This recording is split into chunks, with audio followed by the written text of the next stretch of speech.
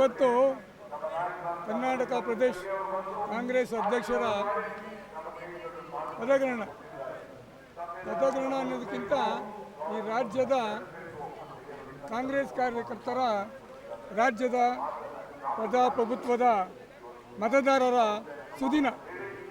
ಈ ಸುದಿನ ಸುಮಾರು ವರ್ಷಗಳ ಹಿಂದೆ ಕಾಂಗ್ರೆಸ್ ಕಾರ್ಯಕರ್ತರಾಗಿ AICC ರಾಷ್ಟ್ರೀಯ ಮಟ್ಟದಲ್ಲಿ ಹರಿಪ್ರಸಾದ್ ಅಜ್ಜಿ ಅವರು ಅಧ್ಯಕ್ಷರಾಗಿ ಇವತ್ತೇನು ಪದಗ್ರಹಣ ಮಾಡ್ತಾ ಇದ್ದಾರೆ, ಅವ್ರ ಹಿಂದೆ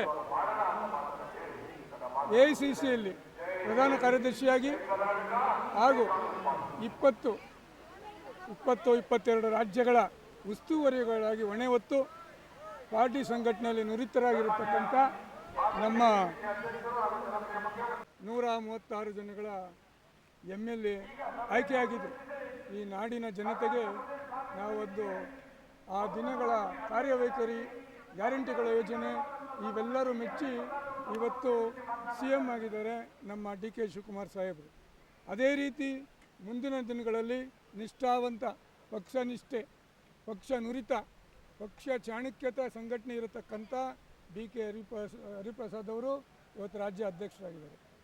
ಅವರು ಈ ವಯಸ್ಸಿನಲ್ಲಿ ಇಷ್ಟು ತಾಳ್ಮೆಯಿಂದ ಪಕ್ಷ ಸಂಘಟನೆ ಮಾಡ್ಕೊಂಡ್ಬಂದು ಅವ್ರಿಗೆ ಇವತ್ತು AICC ಅವರಿಗೆ ನಾವು ಧನ್ಯವಾದ ಹೇಳ್ತೇವೆ. ರಾಹುಲ್ ಜಿ, ಸೋನಿಯಾ ಮೇಡಮ್, ಪ್ರಿಯಾಂಕಾ ಗಾಂಧಿ ಅವರಿಗೆ, ಮಲ್ಲಿಕಾರ್ಜುನ ಖರ್ಗೆ ನಮ್ಮ ರಾಷ್ಟ್ರದ ಅಧ್ಯಕ್ಷರಿಗೆ, KPCC ಅಧ್ಯಕ್ಷರಿಗೆ ಧನ್ಯವಾದ ಅರ್ಪಿಸ್ತೇವೆ.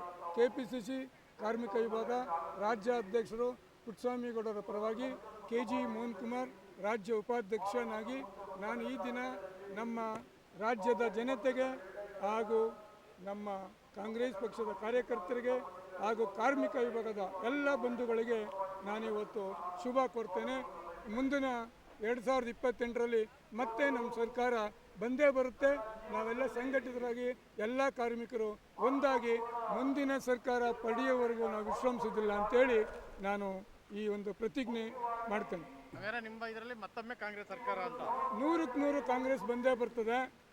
ಜನತೆಗೆ, ನಾಡಿನ ಜನತೆಗೆ ನಮ್ಮ ಕಾರ್ಯಕರ್ತರ, ನಮ್ಮ ಸರ್ಕಾರದ ಯೋಜನೆಗಳೇನು ಅಂತ ತಿಳಿದಿದೆ, ಅದನ್ನು ಉಪಯೋಗಿಸ್ಕೊಂಡಿದ್ದಾರೆ. ಆ ಜನ ಎಂದು ಮರೆಯಲ್ಲ. ಏನು ಅನ್ಯ ಪಕ್ಷದವರೇನೋ ಮಾತಾಡ್ಬೋದು, ಆದರೆ ನಮ್ಮ ಕಾರ್ಯಕರ್ತರಿಗೆ ನಮ್ಮ ಸರ್ಕಾರ ಎಲ್ಲ ಸೌಲಭ್ಯಗಳನ್ನು ಕೊಟ್ಟಿದೆ, ಅದನ್ನು ಉಪಯೋಗಿಸ್ಕೊಂಡಿದ್ದಾರೆ. ಅದಕ್ಕೆ ಸಾಕ್ಷಿ 5 ಗ್ಯಾರಂಟಿಗಳು.